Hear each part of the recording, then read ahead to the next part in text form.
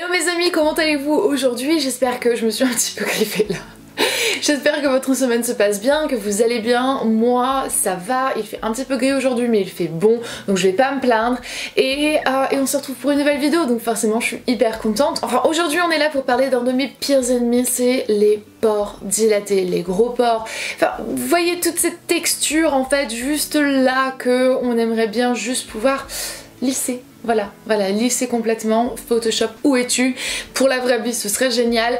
Et le truc qu'il faut savoir, c'est que dès d'entrée de jeu, en fait, on n'est pas forcément bien béni ou alors on l'est. C'est-à-dire que c'est génétique, les pores sont génétiques et on va les avoir plus ou moins gros selon notre génétique, notre ADN, tout ça. Et le truc qui est juste tellement frustrant, c'est que ça peut pas réellement se changer. Si tes pores sont comme ça, ils sont comme ça.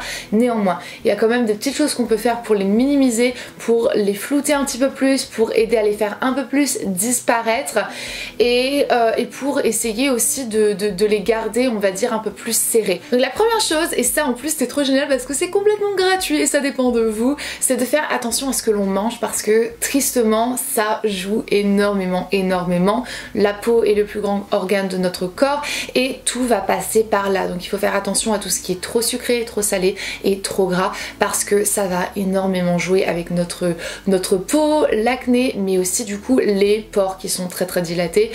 Je sais pas si vous faites attention, moi je fais attention à ce genre de choses parce que je suis très à cheval on va dire sur ce genre de choses pour pouvoir avoir vraiment... J'ai jamais été à cheval sur mon alimentation mais pour avoir une belle peau je suis assez vaniteuse pour me dire non je vais pas manger ça parce que je veux garder ma belle peau et du coup j'ai un petit peu retiré les bonbons de ma vie. Sacrilège. Mais ouais, et en fait dès que je fais un petit écart je le vois. Dès que je mange quelque chose de trop salé, de trop sucré, de trop riche, et bien je le vois dans mes pores en fait. Ils sont beaucoup plus gonflés, beaucoup plus larges, un petit peu style enflammé. Vous voyez ce que je veux dire? On voit vraiment que ça fait toute une inflammation en fait autour du pore et du coup depuis que j'ai réduit tout ça et bien ça a joué énormément, malgré le fait que c'est hyper compliqué à faire parce que si vous êtes gourmande comme moi et bien on se comprend, c'est tellement dur, j'aime trop la bouffe mais bon c'est gratuit et c'est quelque chose qui, enfin faut juste un petit peu de self control et vu que c'est complètement interne, que ça vient de vous, de votre corps, de ce que vous assimilez, il n'y a aucun produit, aucun make-up, rien du tout qui pourra vraiment changer ça en fait. Donc maintenant pour ce qui est de ma petite routine, de ce que je fais en fait pour vraiment minimiser mes pores et les garder sous contrôle, c'est pas compliqué. Je lave mon visage 2 fois par jour, une fois de temps en temps je vais me faire un masque purifiant et resserrant. Mon préféré c'est le Glam Glow, vous le savez, je vous l'ai déjà montré 1 million de fois donc je vais pas m'éterniser sur le sujet. C'est un produit qui fait vraiment très bien son job, qui va resserrer les pores, qui va les nettoyer en même temps, ça fait vraiment une action purifiante, détox, enfin, c'est vraiment une petite merveille. Et une petite chose aussi qui vient de se rajouter dans ma routine il y a pas très longtemps et ça c'est assez marrant parce qu'en fait des fois j'en utilise, des fois j'en utilise pas, des fois j'en utilise et j'arrivais jamais à trouver si ça faisait une différence ou pas et j'ai commencé à utiliser cette petite lotion tonique de la marque Pixi. C'est une marque qui est vendue au drugstore chez nous mais chez Sephora France pour la France du coup et c'est une lotion tonique à l'acide glycolique, il y a 5% dedans et c'est vraiment juste une merveille. 2 fois par jour, je l'aime de trop franchement et le petit format comme ça, bon ça c'est parce que c'était un petit format comme ça de voyage mais c'est trop pratique.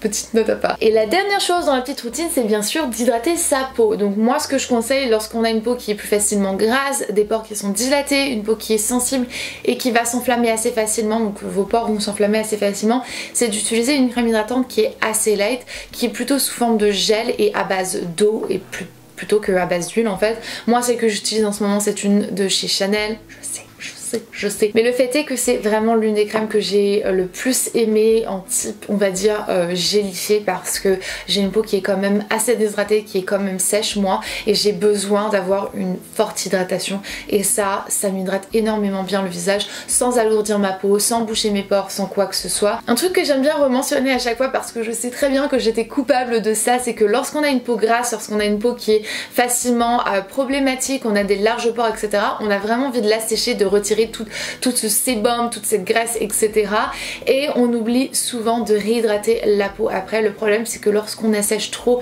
les glandes sébacées, donc les glandes qui vont produire le sébum et du coup voilà, qui vont rendre votre peau grasse, plus on les assèche et plus elles vont vouloir en produire. Donc il faut pouvoir bien les assécher et après leur remettre une bonne couche d'hydratation pour qu'elles se sentent bien et qu'elles n'aient pas besoin en fait de reproduire plus de sébum. Le sébum est à la base là en fait pour protéger votre peau, protéger votre peau tout simplement. Mais bon, évidemment, il y en a qui en produisent un peu trop, comme moi quand j'étais jeune, et pendant très très longtemps j'ai pas porté de crème hydratante et je me suis rendu compte de cet énorme changement qu'il y a eu dans ma peau lorsque j'ai commencé à en appliquer. Enfin voilà, ça c'est tout niveau routine soin. Pour ce qui est du make-up, c'est très simple. Il y a deux choses dans lesquelles je crois absolument qui fonctionnent juste trop bien. Premièrement, c'est d'appliquer un primer en fait qui va remplir vos pores. J'en ai plusieurs à vous conseiller. Moi, celui que je préfère et que je détestais la première fois que je l'ai essayé, c'est celui de Tarte, et maintenant que j'ai vraiment maîtrisé son application, je l'adore et c'est celui qui fonctionne le plus sur moi. Mais forcément, il y en a d'autres. Il y a l'Optical Blurring par exemple de Urban Decay qui fonctionne très bien, le Pore Filler de NYX qui est très bien aussi, et évidemment qu'on connaît toutes, le Professional de Benefit. Mais voilà, c'est un primer qu'on va appliquer sur notre visage, sur les zones uniquement concernées. Donc pour moi c'est toute cette zone-ci, le bas de mes joues on va dire, et mon nez, de temps en temps un petit peu mon menton. Et le truc qu'il faut bien faire, c'est de presser le produit sur la peau et à l'intérieur des pores. Le truc qui fait flipper, c'est qu'on se dit oui mais est-ce que ça va boucher mes pores, est-ce que je vais me retrouver avec un effet en fait qui va s'amplifier. Plus je vais essayer de camoufler mes pores, plus ils vont se boucher avec ce genre de choses. Et bien en réalité non, si vous faites attention à bien hydrater votre visage, à bien vous démaquiller tous les soirs et à nettoyer votre visage en profondeur. Pas un simple démaquillage, parce que je sais très bien que lorsqu'on est fatigué, on se dit je vais juste passer une lingette sur mon visage et ce sera bon, mais en réalité c'est pas assez. Donc vraiment bien démaquiller son visage et nettoyer son visage après. Donc une fois que le primer est appliqué, on va appliquer son fond de teint de préférence si vous voulez vraiment un effet flouté avec une éponge style Beauty Blender. Donc ça c'est par exemple une éponge de Tarte que j'aime énormément. On l'utilise mouillée et on vient vraiment bien presser son fond de teint dans la peau au-dessus de son primer. Et finalement lorsqu'on a fini, je sais pas, son anti-cerne ou je ne sais quoi, le mieux pour fixer son maquillage c'est d'utiliser une poudre qui est libre. On vient reprendre sa petite éponge qui est toujours mouillée, on la trempe un petit peu dans la poudre, on fait attention de retirer les excédents sur sa main pour ne pas avoir trop de produits, parce qu'on n'est pas là pour faire du baking ni quoi que ce soit, et on vient presser en fait la poudre avec son éponge sur le fond de teint, et là c'est magique, vraiment magique. Ça va vous donner une impression d'une peau nettement plus lisse, plus douce, plus soyeuse, plus fine, plus tout ça, et avec des pores qui sont pratiquement, si pas complètement gone, partis. Voilà, donc ça c'est un petit peu les choses que moi je fais et qui font en sorte que je me donne une impression d'une peau plus lisse et plus jolie on va dire, alors que c'est juste quelques techniques de make-up et forcément des produits que j'utilise dans ma routine, et c'est tout. La dernière chose que je pourrais rajouter, c'est que tous les soirs je me presse un jus de citron en fait et que je bois dans un grand verre d'eau. Je trouve que ça fait vraiment une différence aussi, peut-être que c'est dans ma tête mais en tout cas ça fait pas de mal, donc ça me fait pas de mal, donc ça me fait du bien.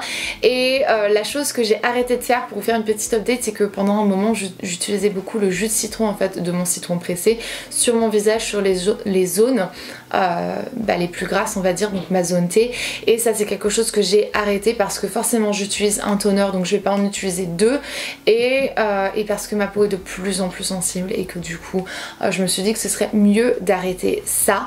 Donc voilà, ça c'est toutes les petites choses. J'espère vraiment que cette vidéo vous a plu. Je sais pas ce que j'ai aujourd'hui, mais je vous jure que j'ai trop du mal à parler, je n'arrive pas à fonctionner correctement aujourd'hui. Pourtant j'ai très bien dormi, mais j'ai pas eu encore de café, peut-être que c'est pour ça. Pourquoi j'ai pas eu de café d'ailleurs, c'est assez étrange. Enfin écoutez, je vous laisse, j'espère vraiment que cette vidéo vous a plu. Je vous fais d'énormes bisous, on se retrouvera très bientôt dans une prochaine, et jusqu'alors comme d'habitude prenez soin de vous, bye.